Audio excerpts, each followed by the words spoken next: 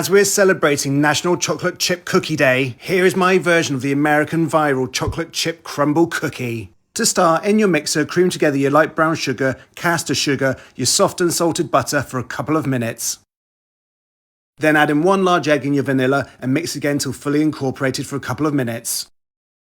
Then sieve in your plain flour, corn flour, salt and bicarb of soda. Mix this on a slow speed until chunky light lumps start to form. Then at this point, add in your chocolate chips, mix again on a slow speed until a dough starts to form.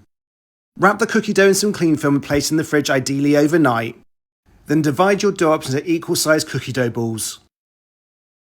Bake in your preheated oven for 13 minutes, then leave to continue to bake on the tray for 15 minutes. Finally, place on a wire rack to continue to cool. And here they are, my super delicious and tasty chocolate chip Crumbl cookies. With your classic crunchy edge, your soft middle, jam-packed with chocolate chips, these really are the best cookies ever.